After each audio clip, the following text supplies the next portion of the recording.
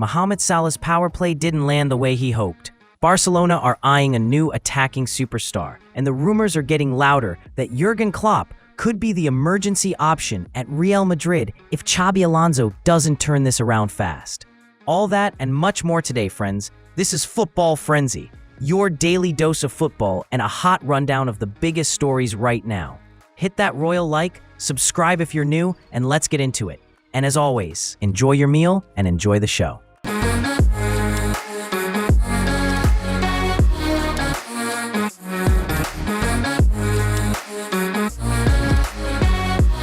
Nice lost again, this time narrowly to Braga. And the number is wild, 18 Europa League matches without a win. That's a historic level of misery. In the main match of the evening, Bologna handled Celta in a game that looked fun on paper but turned into a one-way street. Brian Zaragoza scored early, and after that, Celta barely laid a glove on them. Then Federico Bernardeschi, back in Europe after his MLS Canada detour, flipped the switch, converted a penalty, then finished a great run with a clean strike into the far corner. And yes, it's a little sad thinking what his career could have been with a different run of coaching and confidence at the peak. Aston Villa also kept rolling. They beat Basel, not easily, but they got it done. Villa are now on 8 straight wins in all competitions and 14 wins in their last 16.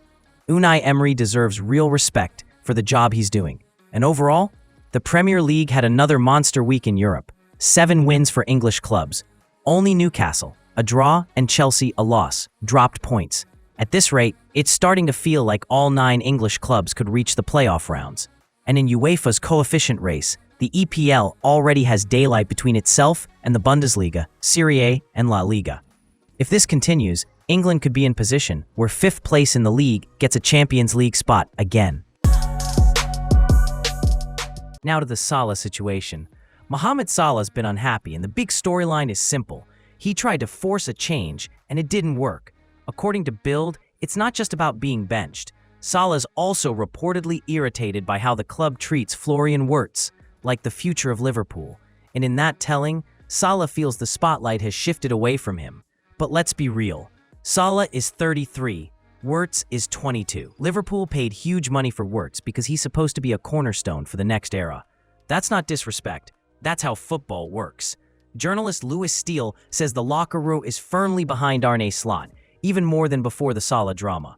The players reportedly see Slot as a tactician who makes decisions based on the game plan, not on personal feelings, including with Salah.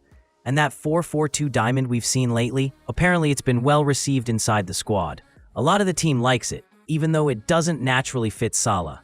The board is also backing Slot. The choice to exclude Mohamed wasn't some solo coach decision. It was made with leadership.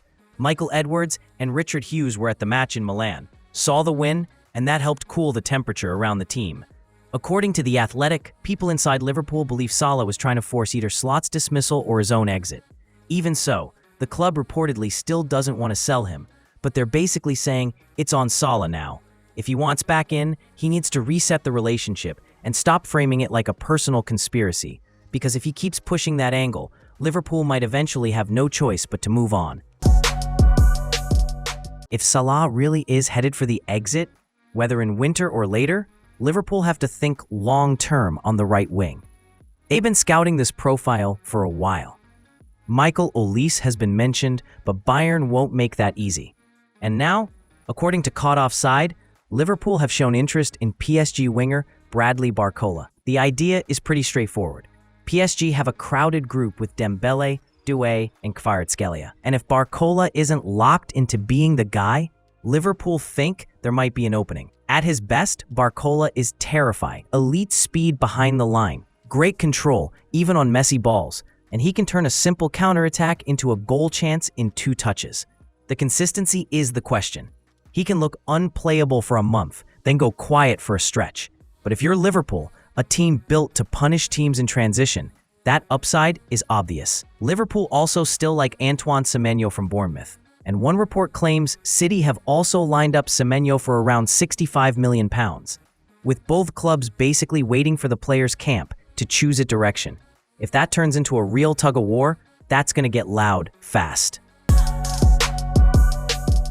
Barcelona are preparing for life after Robert Lewandowski. The club reportedly doesn't plan to extend him, even though Lua wants to stay and is open to a pay cut. Barça want a new face up front, partly because elections are coming and Joan Laporta needs a big move story for the fan base. The only problem is obvious. Barcelona still don't operate like a cash-rich super club. So instead of a Haaland-level blockbuster, they're looking at creative solutions. And one rumor is spicy.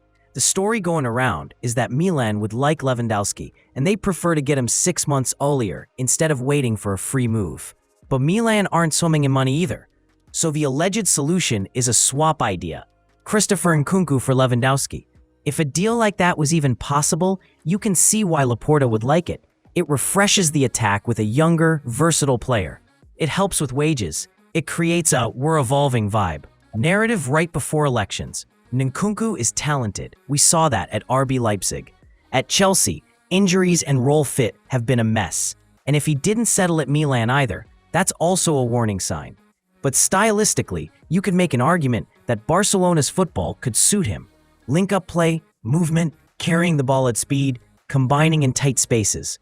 The big if, of course, is fitness. If he's healthy and Flick can get him sharp, Nkunku could be a real weapon. And Lewandowski in Serie A, he'd still score, no doubt. We also need to address fan violence, not to sensationalize it, but because it's becoming a pattern and it's bad for everyone. There were reports of damage and serious disorder involving visiting supporters at the Camp Nou, and Barcelona are understandably furious, especially while the stadium situation is still in a sensitive phase during renovation work. In Finland, things went even further in a different way.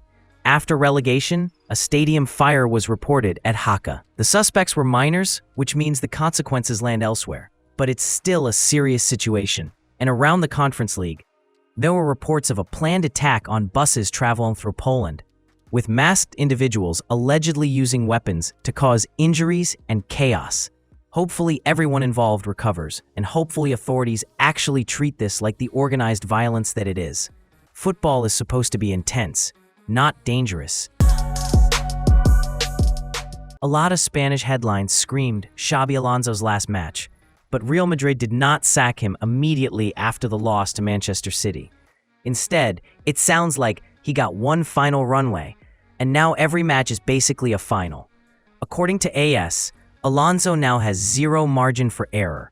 Lose to Alaves, he's out. Win that but slip against the next opponent, still out. And if they don't take 3 points against Sevilla after that, you already know the story. One report says the board's anger is tied to the Bernabéu atmosphere, specifically fans whistling the team, which the leadership hates. The narrator in your source is right about one thing. Making coaching decisions based on crowd noise can be emotional, and Real Madrid usually try to operate from cold logic.